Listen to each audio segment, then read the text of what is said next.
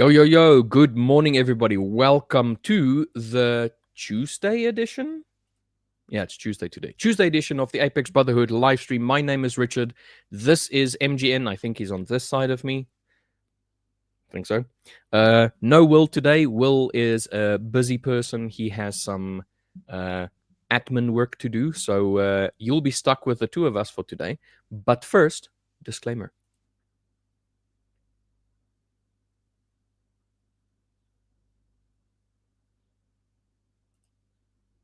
All right, let's get some music up in this house. Okay, we've got some musica, la musica. MGN, how are you, mate? I'm good, and you? I am swell. I think I have an ant on me or something that is crawling on my neck, and I just want to make sure it's not a spider. Because if it's a spider, my body will leave my existence will leave my body. Just it will be a very, very short stream. Yes, it is going to be an incredibly short stream. Let me just have a look here. I just want to make sure that I have everything set up. No technical difficulties this morning, at least. Just good old-fashioned... Just good old-fashioned streaming. Just straight up. Why is it only showing that we're live now? That is weird. What a strange coinky. Oh, anyway. All right, guys. Well, I will give some time for everybody to jump into chat, for everybody that may or may not be here. For the time being, let's get a chart up. There we go. First chart will be mine. GU and EU. Let's go over to a singular one and then check gold first. Very first thing, gold. This was gold yesterday. Gold yesterday, I had an area of consolidation marked around here, and my expectancy was that price was going to just jump between these 2 points. Which is exactly what happened up until the early hours of this morning, where we had a breakthrough. So yesterday I had no intention of trading gold, really. My strategy doesn't work that well during consolidation. So on a day like yesterday where we didn't have clear direction, we were just hopping between two spots. From this area of Friday down to the bottom end of Friday. So just Friday's range, we were just ranging in between that. If I go over to the daily. There we go. Oh, way too far back. You can see on the daily that on gold, this was last week Thursday. We started pushing lower. Last week Thursday, we had this very nice bullish day. However, we did not break any sort of structure. Friday was a small little losing day, and then yesterday was just all consolidation. So if I wanted things to if I wanted to take a trade on gold and really start pushing it lower, I would have wanted yesterday to actually show that it wanted to go lower for yesterday, so that I could take a trade yesterday. But yesterday showed absolutely zero intention of going lower. All it wanted to do was just consolidate between these 2 points, which is exactly what I thought was going to happen yesterday. So I am happy that I've been vindicated. On the hourly, even though we have broken lower than this little area of consolidation, this little area of support, we've pushed lower. We've come and tested again during Tokyo, tested the bottom edge, and now we're back to testing the midpoint. I can see on the 4 hourly that we are within this 4 hourly base area, which is also a support area. We've already had one reaction off of it, and then a second one, first one, second one. But this is the first time that we've closed within, and now we're making a bullish candle. But this bullish candle will have to break structure. It will have to show that it wants to break this 4 bearish candles and then make a follow-up bullish candle and a follow-up on to say that, okay, we're busy pushing higher to try and test this higher support. I'm still flat on gold. I don't really know if I want to trade gold right now, even though we have this break and retest and then continuation. Obviously, I'm asleep during Tokyo, so it doesn't really matter. On the 15-minute, showing lower highs, lower lows, then equal high, lower low, equal high. So if we're going to break, I would hope that we break lower, because we have some form of liquidity down here where once upon a time price reacted off of it, came to test it again, failed. So this is the area for me where the bulls took over and the sellers failed. So I want to see what happens when price gets back to this point again, whether or not the sellers are going to fail again and bulls are going to take over, or if it's going to be the opposite, where the bulls fail and the sellers take over. So as it is right now, we are making lower highs on the 15-minute in relation to last week Friday. So if I just move this out of the way, we have, there's a high, lower high, and then you can take either one of these twos as a high, but they're both a lower high in relation to this one over here. And then we have a low, a lower low, a lower low, and then for the first time since yesterday, we have failed to make a lower low. So there is a potential that price can push up a little bit to try and break past these points. And if they do, price will come back again and then test, and then something like that. If the market structure is breaking, if we are breaking from the sideways consolidation, slightly downward trend to a bullish trend yet again, only time will tell.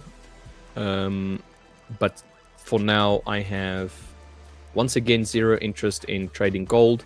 I would like to see real momentum and real directional bias before I decide to enter a trade on gold. On GU, we've had a little bit of an attempt to push higher yesterday. Where is that there? We had an attempt to push higher than this point. We failed, and then we started consolidating and then pushing lower, consolidating, an attempt to push higher out of Tokyo and then failing lower. So as it stands right now, I am a little bit more bearish on GU than I am bullish. I would like to see price retrace just a little bit and then continue lower. But if we do not see that happening, oh, this actually looks kind of good. If we can break lower than this point over here, which is 13097, we'll see whether or not there is anything lower than this point for us to test. When is the last time that we've had to test something here?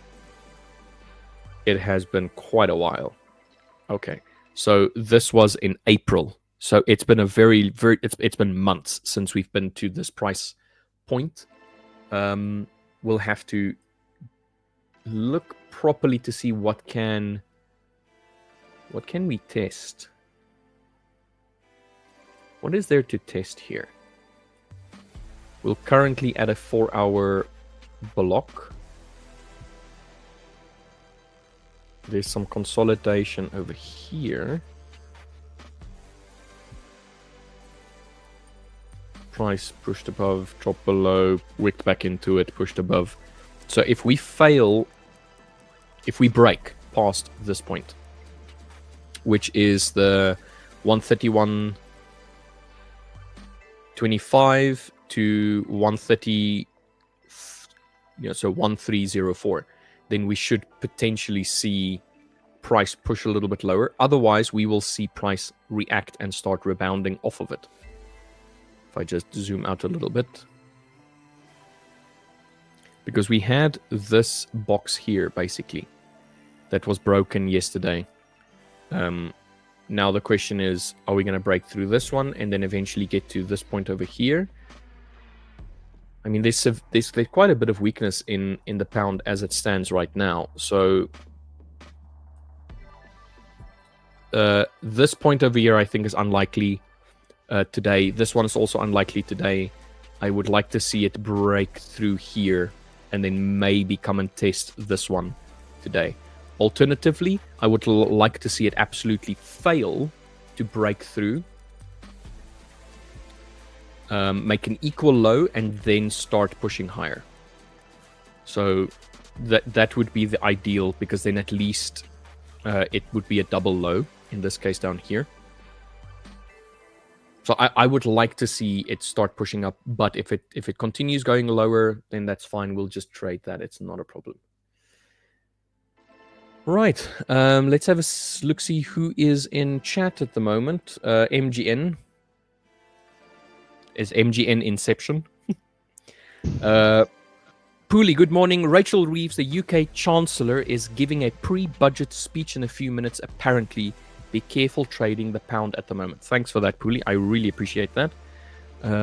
Let's have a look-see at what is on the news for today.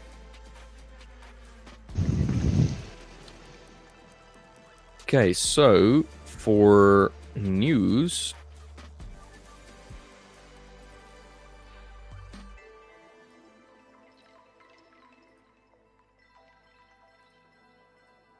Here we go. So for the news, we have 0 red folder news, but we've got ECB President Lagarde speaking today, which is at 12 o'clock my time, so that is in 2 hours. If the Chancellor is speaking, then obviously it is not a Forex Factory defined news event, so it is an unexpected one.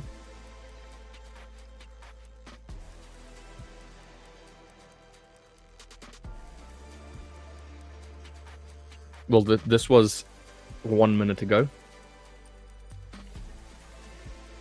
So according to this, it's going to be low impact news. But we'll see. We'll see what the impact is on the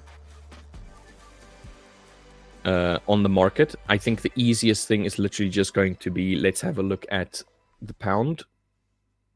So I'm just going to remove these lines because I'm trying to have my chart be a little bit cleaner. So obviously this was the 10 o'clock candle on the 15 minute. What does it look like on the 5? Okay, we're flattening out with a little bit of a rejection candle at yesterday's lows, basically. So we just wicked yesterday's lows. It would be nice to see price start reacting off of that from here. That would be nice. Thanks for that, Pooley. Annie Rude, good morning, Annie Forever. How are you, mate? Infinity, good morning, Infinity. How are you this morning, my friend? And then Dave Rankin, good morning, all. Hi, y'all. What's up, Dave? Did you end up getting your account from the Fivers? It would be awesome to find out that they eventually sorted out their ticketing issue. I know that they've been struggling with the hub itself. There's some issues with the Fivers hub. But with time, they'll eventually get it sorted. They have a team in the background that is really working hard to get that sorted. And then, not yet. Okay, well, patience. It will eventually happen. That is one thing that I know for sure. And then in the wilds, good morning, in the wilds. How are you this morning, my friend? Has anybody been in a trade as yet? No, they now have a redirect virus on the hub download button. What do you mean by they have a redirect virus on their hub download button? That sounds horrible. Like, I'm not going to click on that. So it seems as though they have some real issues with the hub. All right, I've rambled on for way too long. MGN, what have you been looking at? Not much at the moment. I did look at UJ this morning. I was in a few trades. Let me just get that up.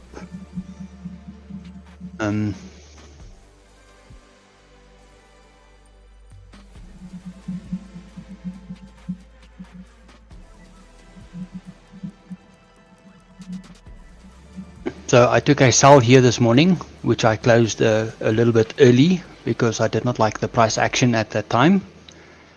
And then on EJ, I got one a little bit later.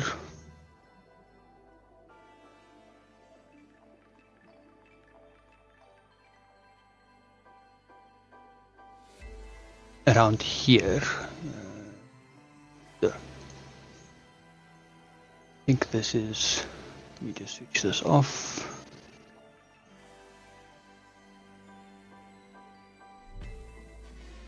Here we go.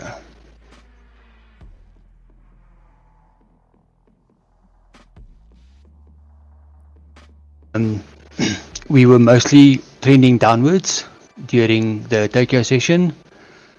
I was looking at these levels from yesterday, and once we had a break and closed below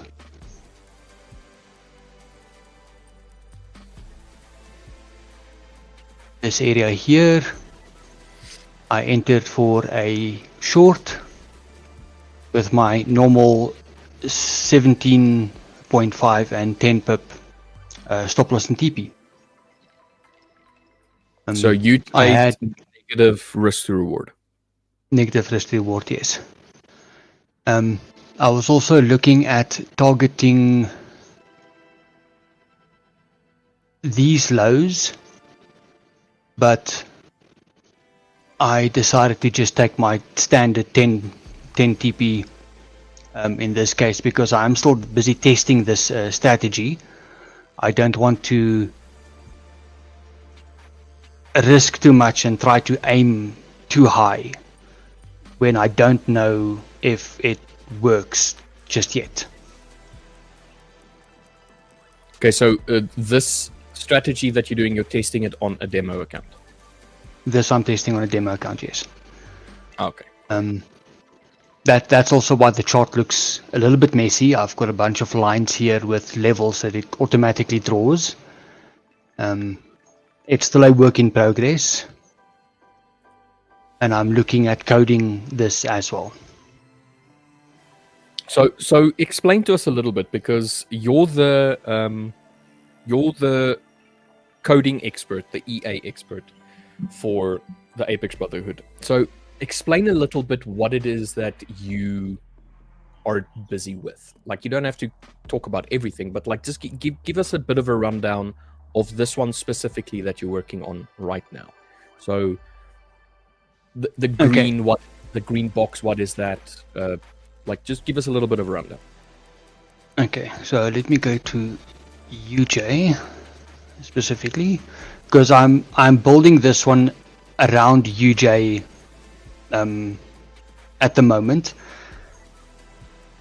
So what I'm looking for is the opening range, which is this area over here, and then I look for a clean break of the range. So in this area here we have a break, but it basically just stops outside of the range, and then it's not a very strong break in my opinion. So I'm trying to get rid of this. I have these lines, which is 0.5 standard deviations each from the break, to see how far it goes. and I'm trying to look for an optimal point to target. How often am I hitting the 0.5, the 1, the 1.5, and so on? Each of the dots are breaks. The arrows are part of a different strategy. Okay. That is why I took this trade on EJ and UJ this morning, because of the break. I had a good break. It was a nice strong one after the trend, and I was targeting one of these two levels. Okay. I'm also doing... What is the idea about it? You want a break and then you want it to retrace? Or do you just want it to break and then take a standard deviation as a trade? Yeah, I just want it to be a quick one, a quick break and grab it. During the Tokyo session, you don't get a lot of retracements. You get a break and it runs, or it attempts to break and reverses. You don't get a break, retest, and it goes very often, especially during the first hour or two of the Tokyo session. Once the trend has been established, you do get areas where it consolidates and then breaks and retests. But this is generally just in the later part of the Tokyo session. I'm looking for a similar thing on EU and GU as well. During the London session, here this morning, there was a quick break. It hasn't really reached the first target, so to say, yet. So I'm still seeing if this is a valid strategy for EU and GU. I might change this one to a break and retest of the opening range, because you do tend to get more nice retests in the London session. So you like the opening range, the first hour, let's say, of a session is the one that you're looking at. But have you tried this idea of yours on different times? Not necessarily the opening of the exchange, but rather like a midpoint or earlier than, like, let's say, the opening of the day. Not necessarily a session-based opening range, but like the day opening range, for example. Not really yet. I have had looks at times after the after the New York session closes and before the Tokyo session opens. Okay. But in general, I found, especially on Mondays, when you have your Monday gap, that tends to really mess with the results.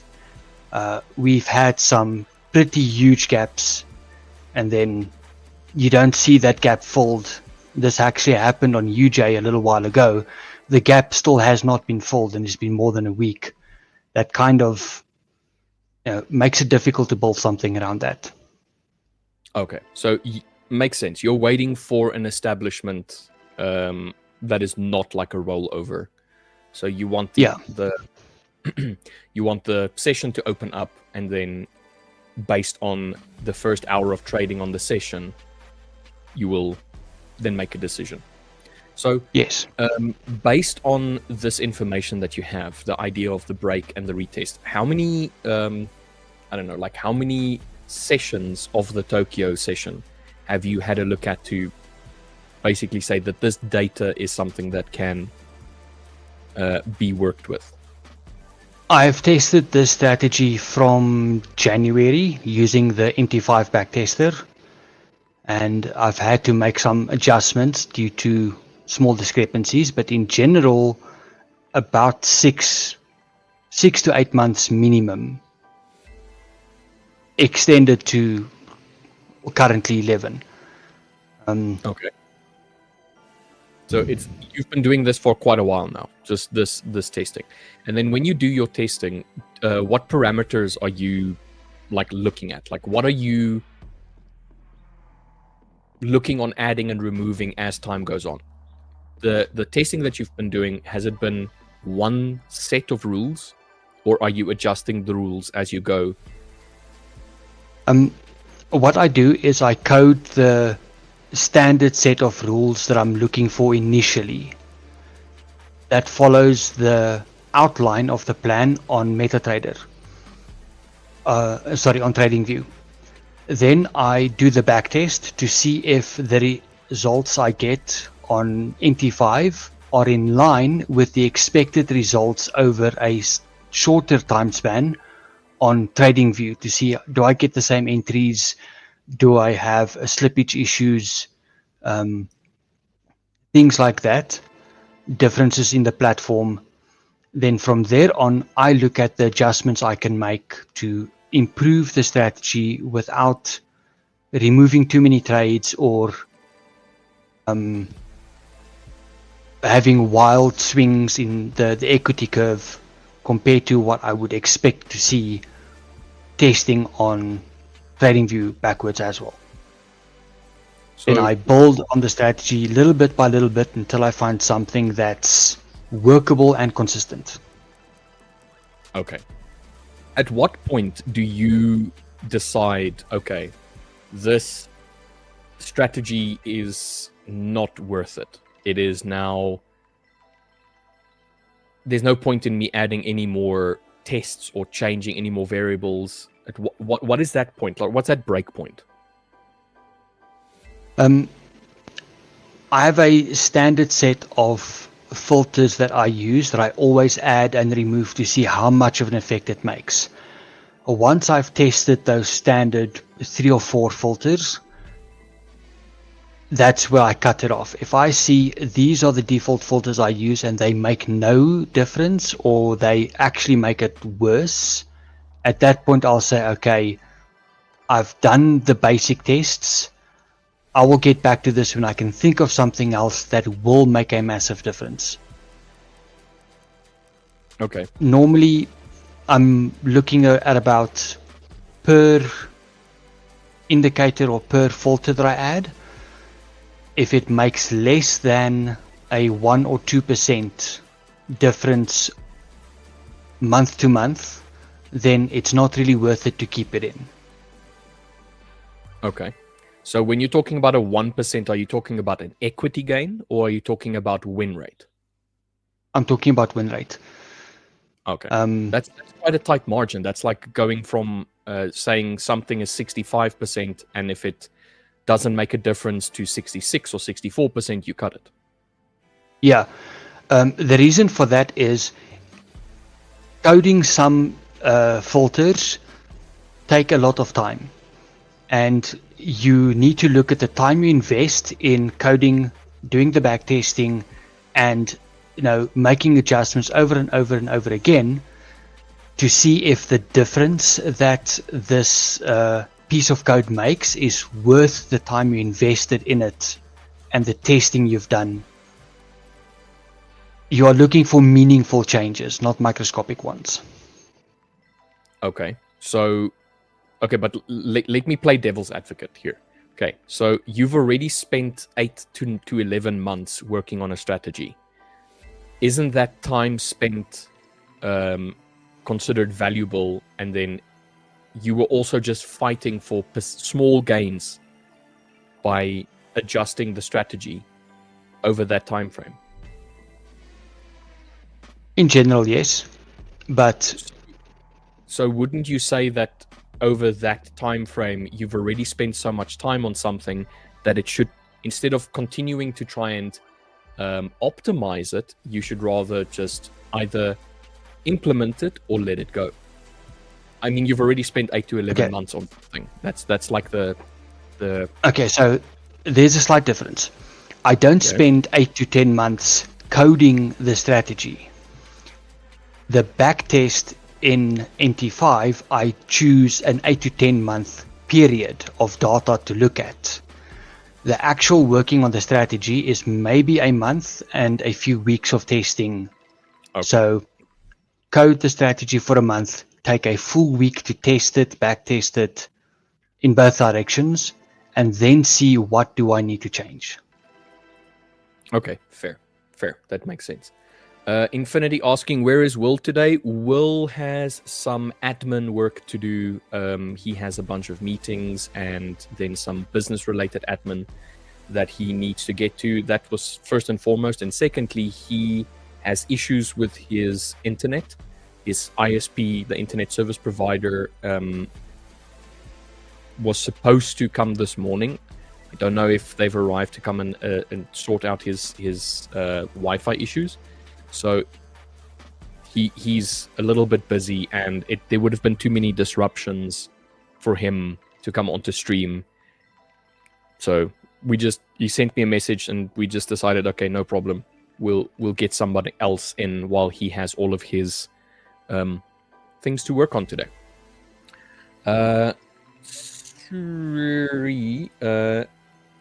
Annie saying, hit an SL in a gold short in the Tokyo session, currently in a USD CHF with a SL at the CTC. What is CTC?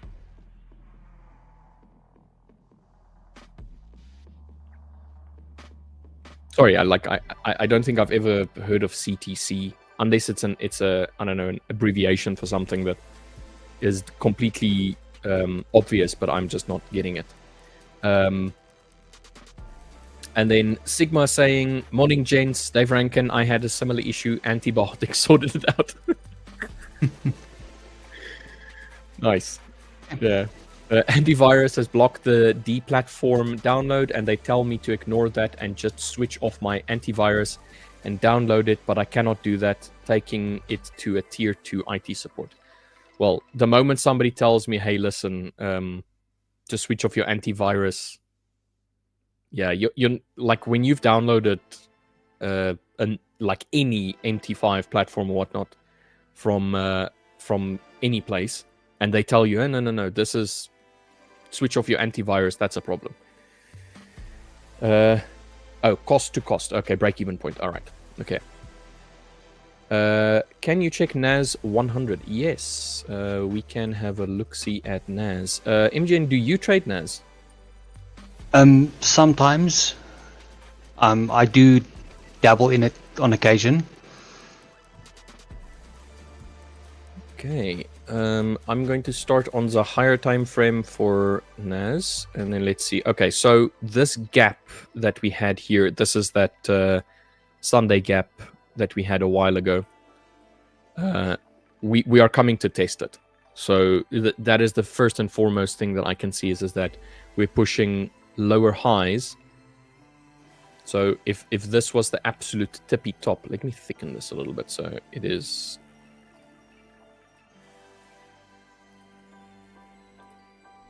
Can I not thicken it? There we go.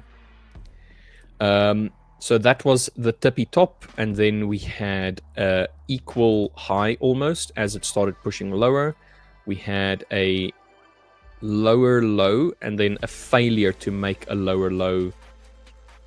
And now we are finally breaking through this daily low point of Thursday. So this was Thursday, this is Friday. And now we're heading down towards what was the Monday open gap.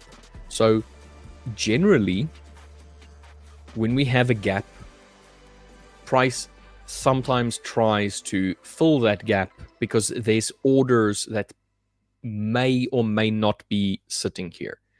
So generally when there's a gap, it is because there were so many orders but not enough to pick up that order. So this was the next closest price point. So if somebody tried to put in a buy order somewhere over here, there wasn't enough sellers to basically sell out their position so that somebody could buy it up. So then they wait for the next point, and which is over here. So generally what will happen is price will tend to gravitate back towards that area to see if there is actually still some buyers or sellers in this point. So this is an area of interest usually, and they tend to be filled up and then reacted off of in the same direction that the initial gapped move was. So the idea is it will come back down, take up the orders, and then start pushing up higher. So what I can see on the 4 hourly is that we are pushing bearish. So we're pushing a little bit lower. On the hourly, we are bearish on NAS. Okay, so I'm just going to remove this line and this one over here, and then I'm going to look for areas where price reacted strongly. So this is on the hourly. We had a gap this morning. No, not really. There was, but a gap from the close, not from the wick. So if we just go on the close and the open, there's a small little gap there on the hourly. We'll have a look at that. But general, you can see that this was the last price point where buyers had any attempt in them to try and push higher, because you have these two high wicked areas basically where price attempted to take high. So buyers tried to push it higher here but failed. They attempted yet again to push price higher and then failed.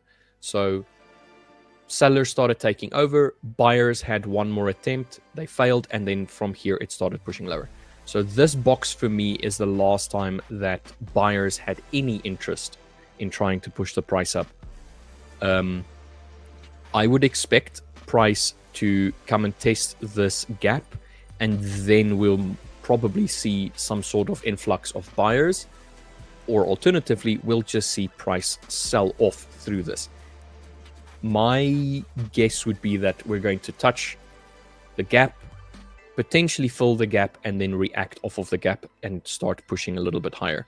So I would like to see something like this kind of action, even though it's not a guarantee that we will see that.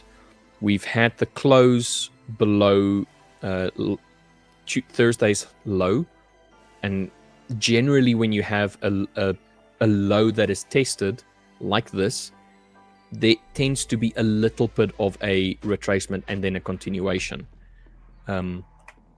So that's on the hourly. On the 30-minute, we are currently consolidating, but you could see that on the hourly with the fact that we have 3 wicks underneath.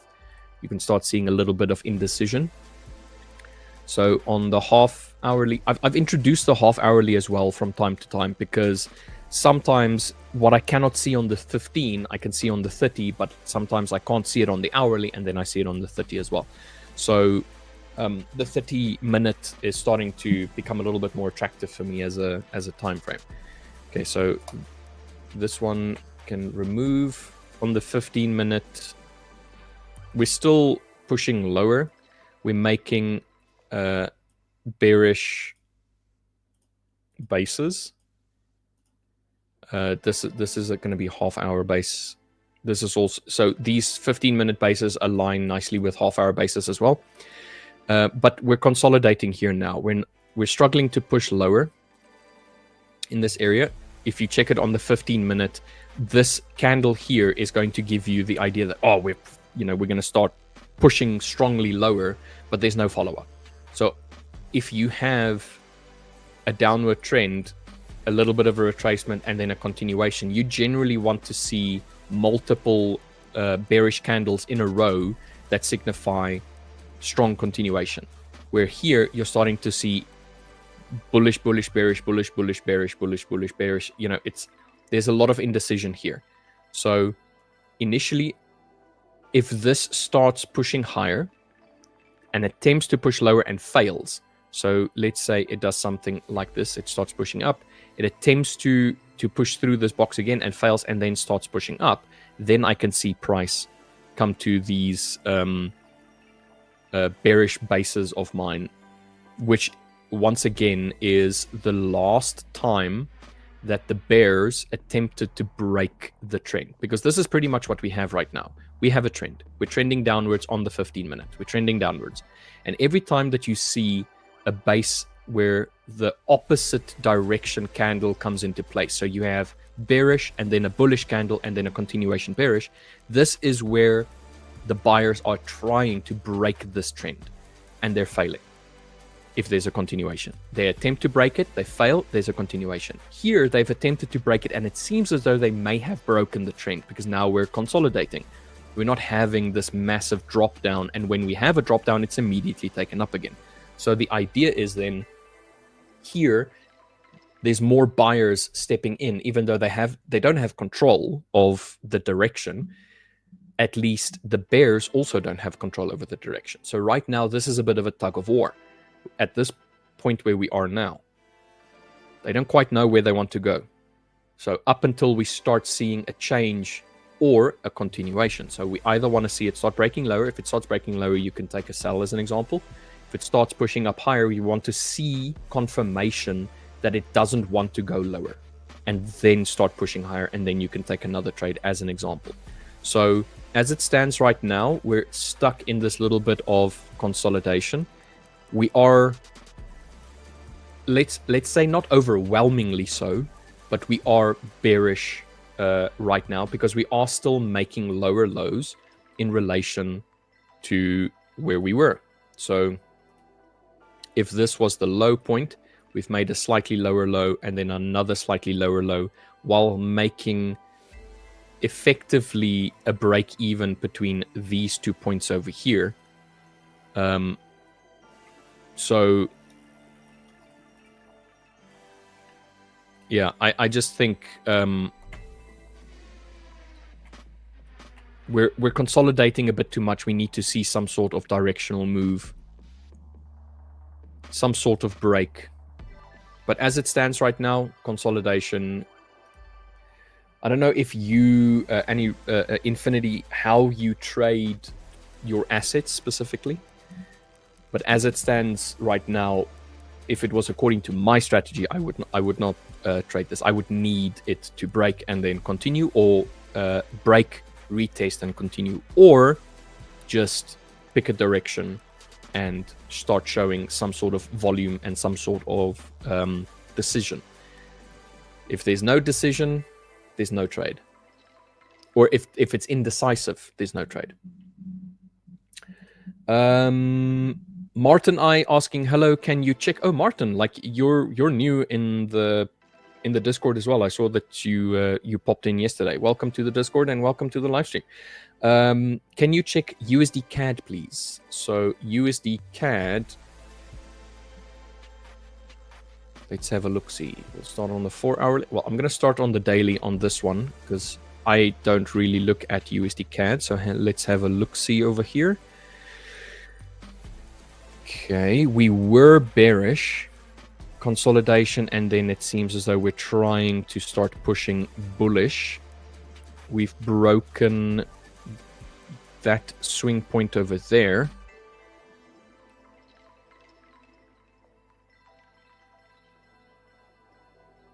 Okay, so it was a short-lived bearish movement so far.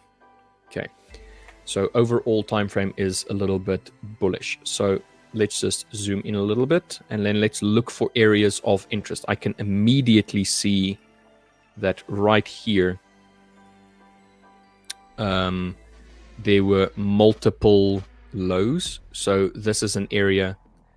Let's just make it a little bit smaller, something like this. This is an area where we've had multiple touches where it attempted to push lower, and then it failed and started pushing higher. So this is an area of interest right here. And then we have a slightly higher high interest area here as well, where it's not the same as this one where you basically have effectively lower lows, effectively equal lows. Here you have higher lows, even though it was during the downward movement. So this is an area of, let's call it like consolidation.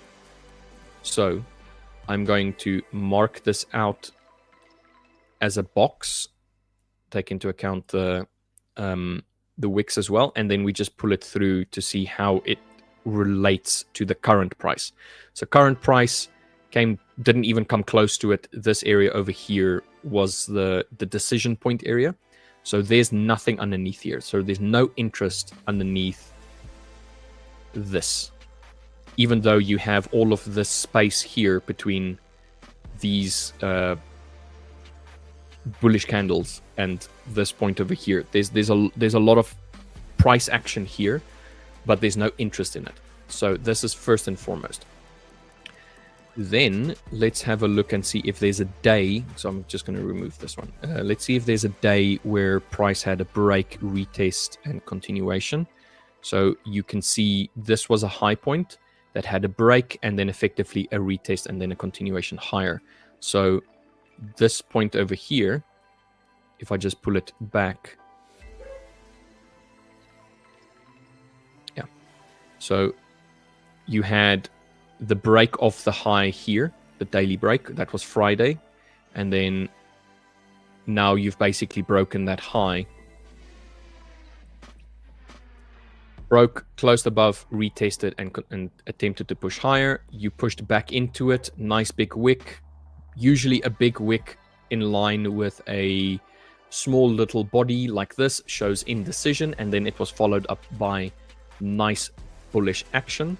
So that is a nice little area. So that then means that we need to look towards the left to see if there's any area for us to test. First and foremost, we have the high of Tuesday the 14th, basically. What did I want to do? It's a little bit thick. Yeah, that's a little bit better. This is the obvious first testing point, is to see if we can break this high over here. If we go down to the 4 hourly, let's see if there is any momentum to try and push it higher. So obviously we had this point over here that was tested and broken above. This one was tested and broken above. But are we in line? We have yet to break even the body of this. So first and foremost, I would need to see price break above and then retest to continue higher.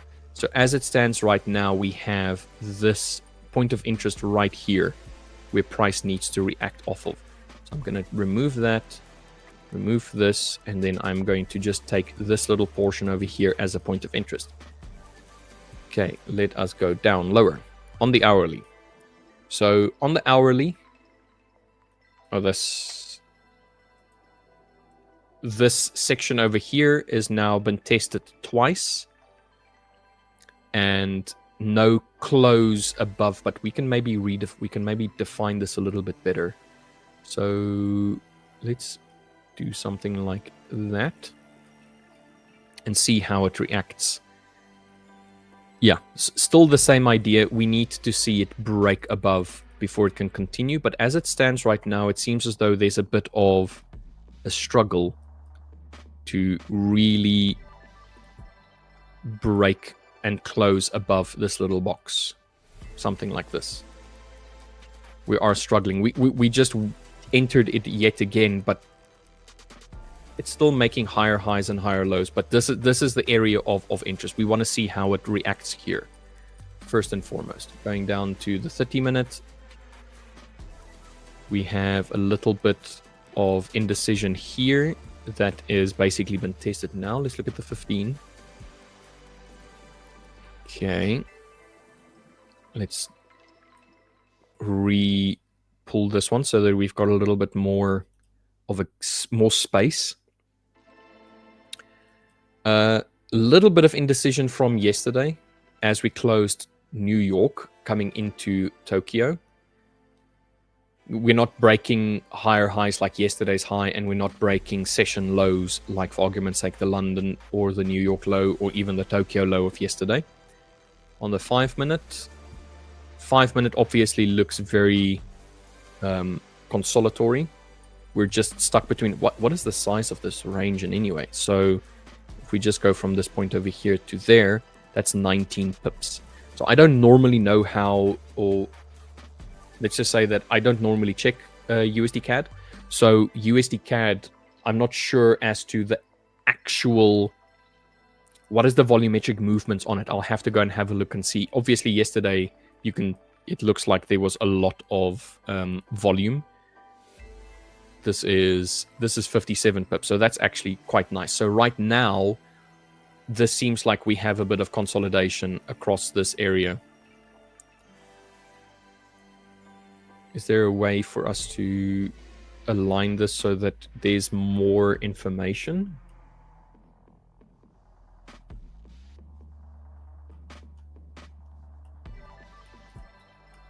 Yeah, for me personally, I think that we are a little bit consolidating, even though we are more bullish over the last few days, like convincingly more bullish. So an attempt to break lower, a failure, a bit of consolidation, a breakout, consolidation, breakout, consolidation, breakout, consolidation. Now we need to wait for the breakout, but the breakout needs to be above this box over here. And then if it breaks out, then what can we aim for? Let's go back to the 4 hourly. What do we have on the left that is an area of interest? We have a little bit of consolidation here.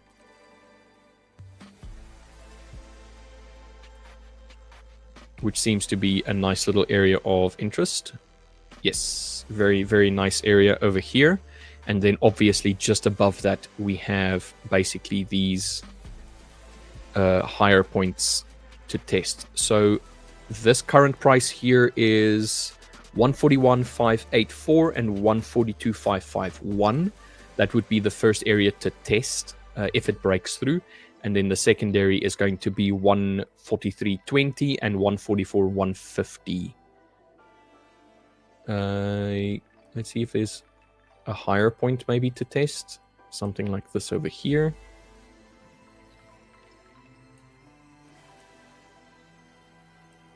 Can you just quickly take me off camera, please? I need to... There you go. Quick. So yeah, that's what I would say. If we have a break of this zone here, these are the next logical areas for it to potentially come and test on USD CAD.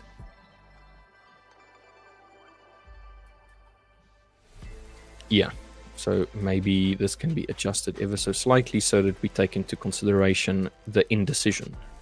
Yes, this looks a little bit better. Where's the midpoint? There. Yeah, I like this a little bit more. So if we do have a break, then the potential area of test is going to be somewhere over here, which is 141.51. So this is quite a distance away from where we are right now. That's 84. But as you saw yesterday, with yesterday's move, you can easily get 70 something pips. Is it 71 or was it just 7? Did I... Oh, 41. So yesterday we had 41 pips on the 4 hourly. On the daily, we had 67. Yeah, so you can easily reach that no problem from where we are now. Maybe not today, but tomorrow or the day after. But that all depends on whether or not we can break these local highs. If we can break this point. So this is crucial for USD CAD to show more upward momentum. And then obviously the inverse is going to be the most recent low point that was tested, which is this on the day.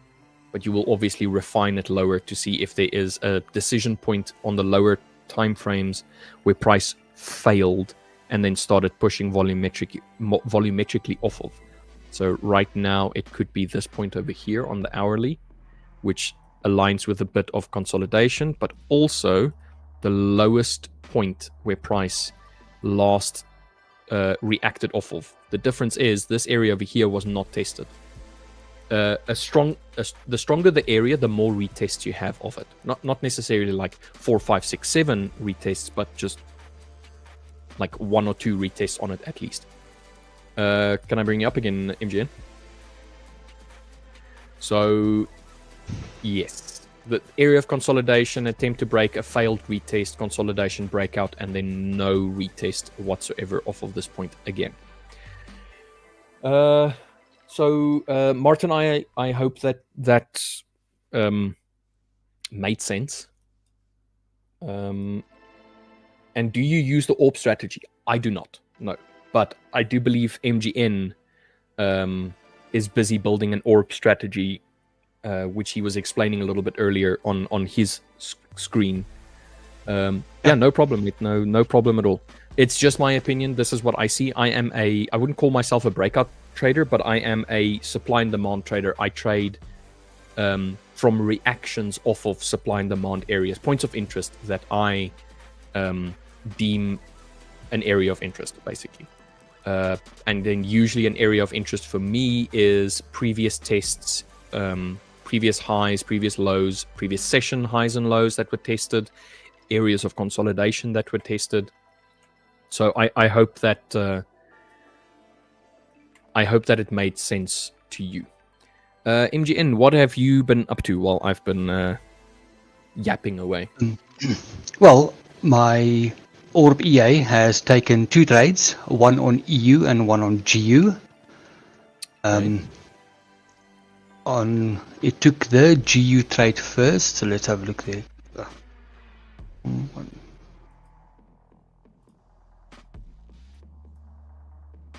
Go.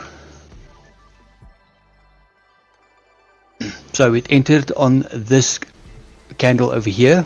We had the small break, bit of retracement, and then breakdown again. And it is currently 10 pips in profit. Aiming for a 1-to-1, which is around about 28 pips. And the EU. So why is your stop loss at that point? Is it a static stop loss, or is it based on price action?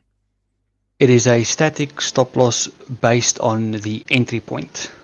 So from the entry point, it takes the whole opening range and uses that as the full stop loss. It is something I'm still playing around with. Okay. Where exactly would be the best place to put it. I want to make this a positive risk reward strategy, but I also don't want to make my stop loss too small. All right. And then on EU, go. Same idea. We had a break over here. Little bit of retracement, and then heading down, currently in about 6 pips profit. Okay, that looks good. Where do you expect it to go? What is your expectancy? GU, it's a bit difficult to say because you need to go quite far back to find something to test. EU, I expect we can test the last low point of the Tokyo session before the next rally upwards. So Okay, I'm looking at this area roughly. So what price point is that? That should be about 115.09 to 115.07. Is this on the 5 minute? 115. Yeah, this is on the 5 minute. 115.076, 115.113. Okay, so you have a little bit of a higher point. Okay, makes sense. Yeah. If we reach the bottom here, it will definitely be a full TP. If we just touch this box and reject from it, then it might just miss it.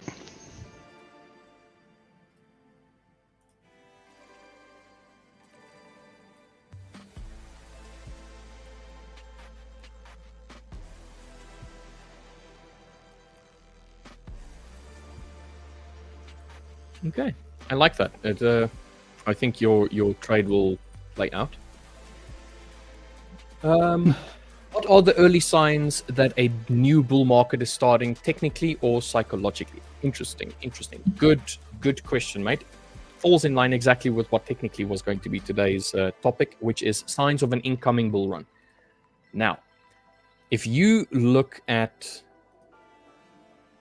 any asset, whatsoever, and you have, let's clean up one chart and then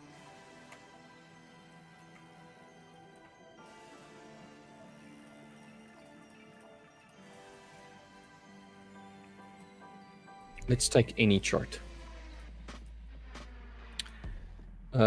Let's take NZD USD.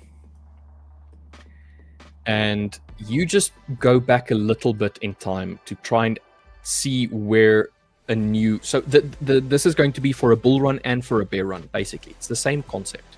The idea is that, let's say you're busy in a downward trend, which is a bearish one. Now, obviously, this is the perfect rendition of a downward trend. It's not going to look like this. But what you have is then areas where it starts failing to push lower, but it doesn't really push higher either. And then eventually what will happen is you'll start having larger volumetric breakouts, something like this. But you will see this everywhere. You will see this on any asset. You would have areas of consolidation, small areas where price is neither making a higher high nor a higher low in relation to the previous price action. So this was pushing lower, lower high in relation to that, lower low in relation to that. But over here, you're making a lower high, but you're not making a lower low. You're making an equal high, a higher low, a slightly higher high, but pretty much equal, but it doesn't really break the overall structure. It's just a bit of consolidation.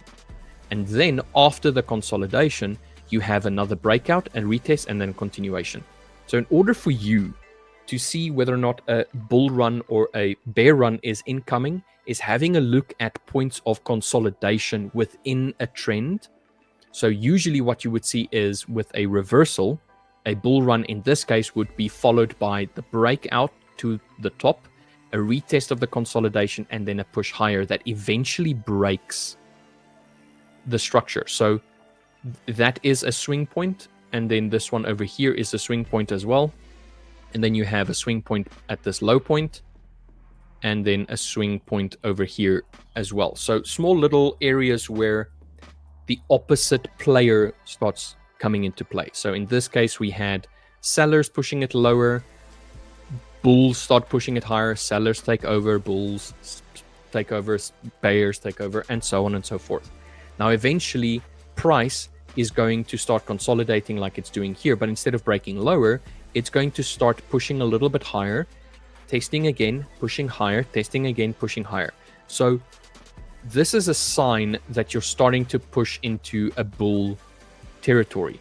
You can see it on the lower time frames a lot slower basically than on the higher time frames. Higher time frames, it is very clear that you are now breaking. You're going lower, lower, lower, struggling, pushing higher, doesn't make a new low, starts pushing higher, yet again higher low, doesn't push lower, starts pushing. So you have a bullish structure here. You have consolidation in this, even though it's downward trending, but it's consolidation. You have the breakout, the retest, the failure, the push higher, the retest yet again, an attempt to push lower, failed yet again, and then and then it starts taking over completely, up until you get to a point where you have a little bit of consolidation yet again, where the upward momentum is a lot slower. In this case, it's in line with a previous area of interest. An attempt to break it, failed, push lower, consolidation here, yet again, more consolidation, a push lower, it tries to come back into it, it fails, it pushes lower, bit of a retracement, pushes lower, and then it's all about the momentum. It's all about how often price is making new highs and making new lows in relation to the previous high and the previous low. And if it gets to a point where there isn't clear momentum, like here, There isn't a clear direction across these points, basically. And this is on the 4 hourly, so this is quite a fair few hours where price is struggling to really say, hey, I want to go down or I want to go up. It's that fight between the bears and the bulls, the buyers and the sellers. But when it eventually breaks, when the one loses, when the one gives up or the other one takes over, in this case, the bears beat the bulls out of the water, it starts pushing lower, and then it just looks for another price point for price or for the bulls to attempt to break the trend again. And then it just keeps on pushing lower. So in this case, you want to see the breakouts. You want to see consolidation. You want to see slowing of momentum. Slowing of momentum, literally just your candles. It's the candle characteristics. The bodies are small. The wicks are larger on both sides, or they're larger on one side, as an example. So if you have a downward trend and you start having wicks at the bottom of that downward trend, it is usually a sign of a momentum loss, like you have down here. So you're pushing lower, but now the bodies are becoming smaller in relation to what they were. You're consolidating at the same time. You're really struggling in this area, but you're also making candles with larger wicks in relation to what the body is in this area. So this is usually a sign of loss of momentum. It's a sign of weakness in direction. And then small area of consolidation, it breaks out, it tries to retest it, and then it starts pushing out. So when you start going down to the lower time frames, so that exact example, where was it now? Was it that one? This one here. So Friday the 26th. Yeah, over here. We'll go down to the 30-minute. You start seeing it on the lower time frames a bit more. Obviously, you'll have to widen your boxes, but in general, it's easy to see the consolidation on the higher time frame more than you can see it on the lower time frame. The lower time frame, you have to wait for a bit of time. You have to wait for multiple candles to show, okay, we're really struggling. That's why if it's on the 4 hourly, you can see it clearly, but you can't see it that well on the 5-minute or the 15-minute as an example. The hourly, the same thing. It's a bit more noise. It's a bit noisier.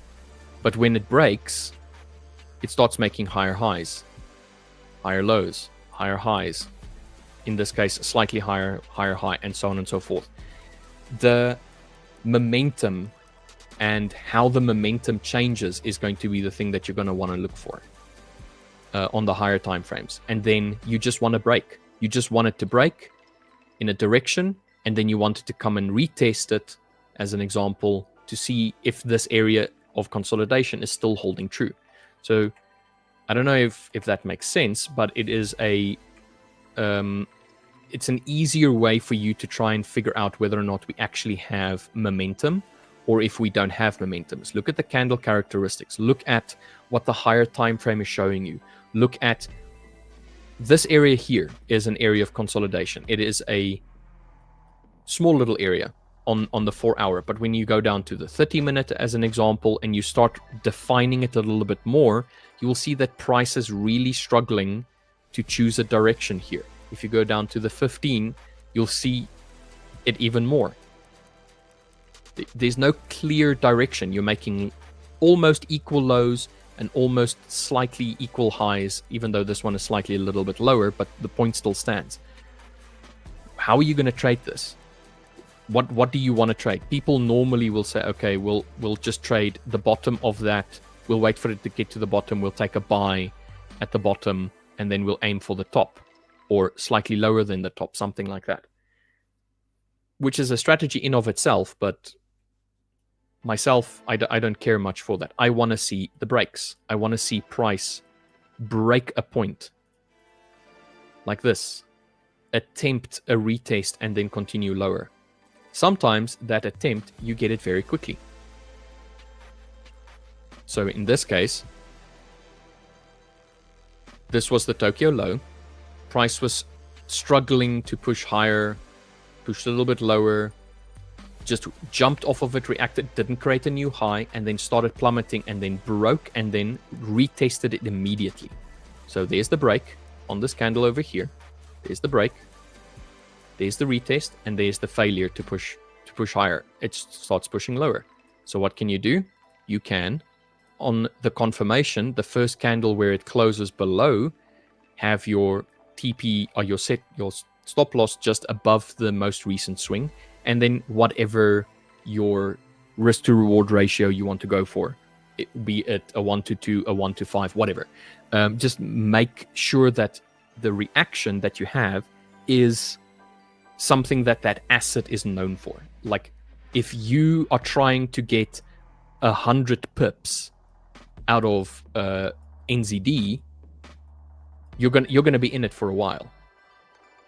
As an example, because there's 100 pips. So make sure that when you test a strategy and when you test a theory, that what it is that you are looking to aim to achieve is something that would either be achievable in the time frame that you're looking at it, or is something that is actually something that the asset can do. So I don't expect anything more than a 20 pip move in one day on NZD. So if I just go onto the daily and I look at just on average over this time frame, we are bearish. So I would want to look for sells on NZD. But what is the size of a day? Here is a day, it's 60 pips. Here is a day that is a little bit larger. It's 87 pips. 35 pips. Consolidation is 29 pips. 24 pips. 57. So do your back test. Do your analysis, and then decide, okay, is this something that I would want to swing trade, or is this something that I want to intraday? And if it's intraday, just make sure that whatever you're aiming for is something that is achievable within that time frame, within the day. So as it stands right now, I would like NZD to push lower. Just straight up, it is bearish. I want to see it go lower. What are we aiming for? We've already broken a recent low. What is there to test on the left? We are at a 4-hour base candle, but there's so much more underneath this to be tested. So much here for it to come play around at. So there could be a potential area. As an example, on this candle over here, you could also aim for the absolute lows. So I think I went on a tangent there. I think I got lost in the source a little bit.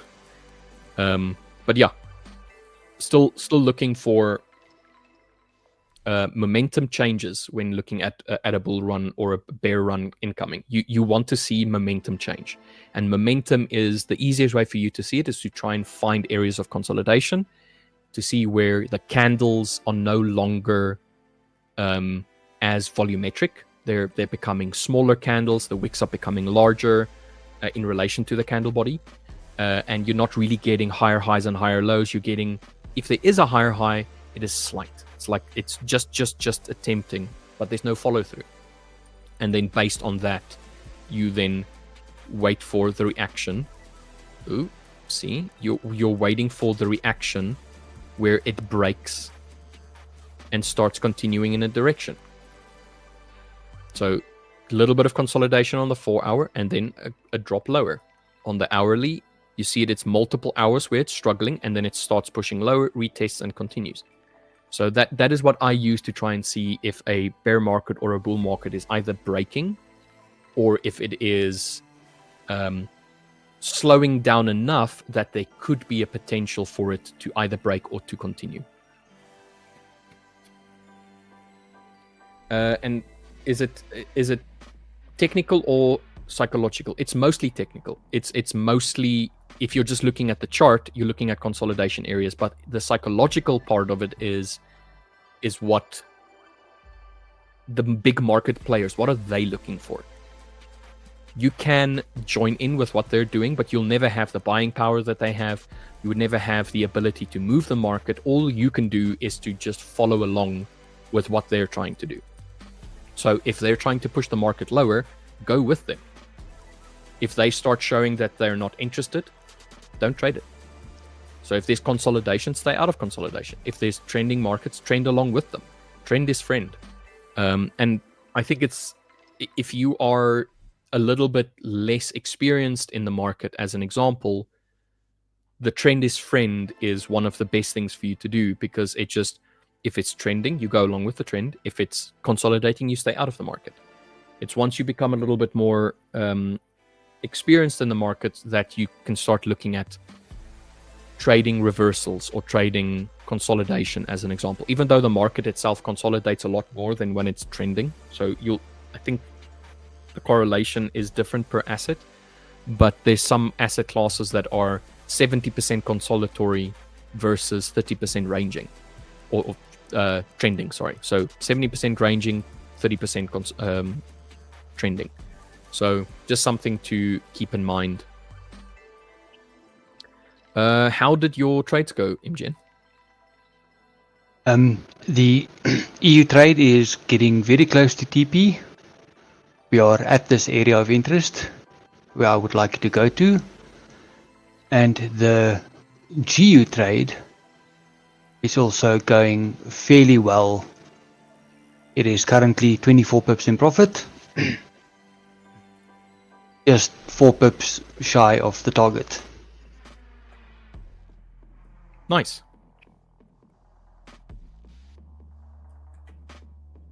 So when do you think you would have enough data to support implementing this strategy? I would say maybe 2 or 3 weeks. This is currently in the live testing phase, so I need to check. Oh, GU just hit TP. Nice. So I need to make sure that it does take the trades at the right times, for a long enough time period, and then if it works, then I can start using it. Generally 2 to 3 weeks would be the ideal amount of time. 2 to 3 weeks of data. And then how much data is this? For live testing, forward testing, a 1 trade a day minimum.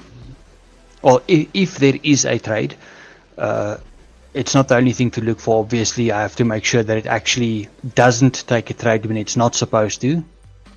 Things like that. But let's say about 10 to 15 trades to make sure that it follows the code as expected. Okay.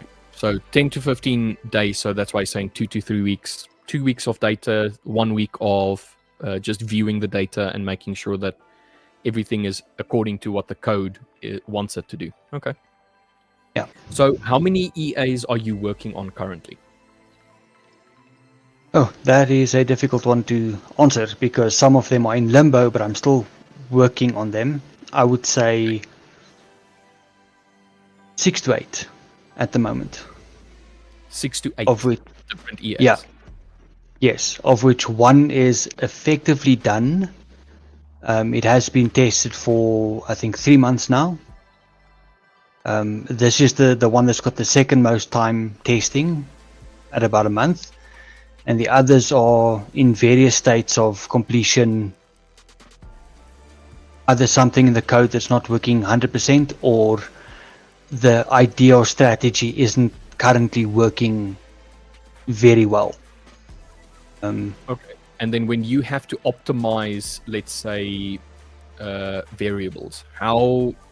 So you have a filtering system that you use, typical filtering elements that you use to decide, okay, I'm going to adjust small things. I'm going to add one filter and see how it reacts. At what point do you decide to change, or how often, let's rather say, do you decide to change the take profit and stop loss, those variables? For doing testing, backwards testing specifically, I never change the stop loss and take profit levels. Otherwise, it does skew the data if I decide to change those things halfway through the testing. But when I'm forward testing, I try to look for slight changes where I can say, okay, it hits the TP or misses the TP so often in the current market. Now I need to make a bit of an adjustment. Let's say I miss it with 1 or 2 pips, then sure, make a small adjustment.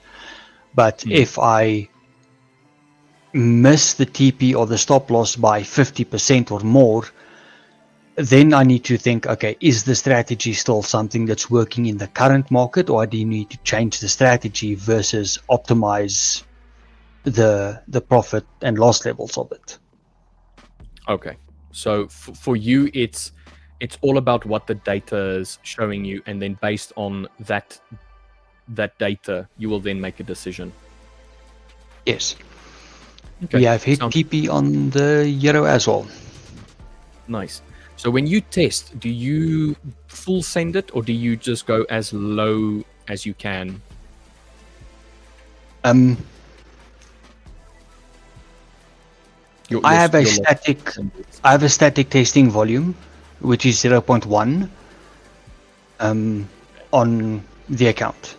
For a live test on my actual account, I will go with a smaller size, usually minimum risk. Okay. So 0.01 lots. All right. Make sure that it works, because there's another thing to take into consideration is the data difference between my testing terminal, the Fivers terminal, and the TradingView chart. Those minor differences can skew the results ever so slightly. So if I do it on MT5 Fivers versus IC markets as an example, I want to see the correlation to be very high between the win rate and the losing rate on both sides before I up the risk with the different sets of data. Okay, that makes sense. It seems like you've definitely thought through all of this properly, it's proper thought through. Yeah. Martin I is asking, how do you program the AI to do your strategy? Do you do it by yourself? Yes. I do the EA coding of MT5. I do completely on my own. I did initially use AI to fix some of the issues because I was still busy learning the language, and it's very different from previous languages that I do know. But now I don't use any AI or any coding assistance. This is just pure bare metal coding, as they call it. So what languages do you code in, first of all, and what languages do you have experience in, coding languages? I code in MKL5 at the moment. I've got experience in C#. That's where most of my experience comes from. I've got a little bit of experience in Python, and I'm gaining more because I did the Discord bot, and that's completely in Python. And then I've got a fair amount of experience in PineScript for TradingView as well, which is based off Python. So you have those. So would you say which one of those, well, let's not ask that. Let's rather ask, what are the main differences between these languages from your point of view?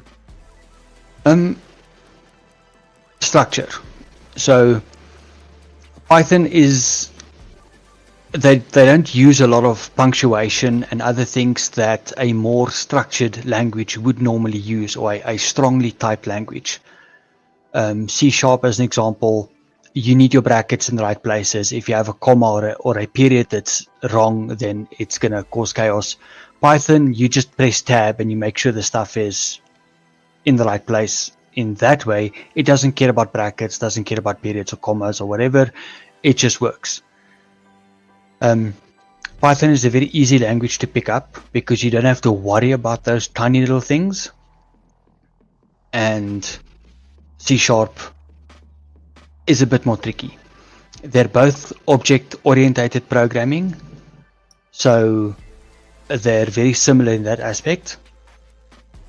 From MQL5 and PineScript's point of view, PineScript is extremely similar to Python, up to the point where they're almost the same language, where MQL5 is based off C++, which is designed to be a high-performance, fast language, and the other three are not exactly coded like that. They're more nuanced.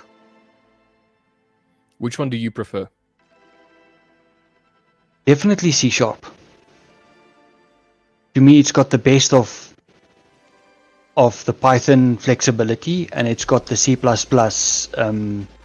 structure that, it's easier to follow. You code something one specific way, and you will code it that same way every single time.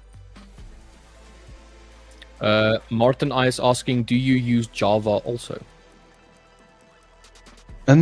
I tend to stay away from Java. Those who have been long-term coders do know that there's this love-hate relationship between Java developers and other developers. Java is great if you know how to code in it. I don't. Infinity asking, MGN, are you doing AI bot trading also?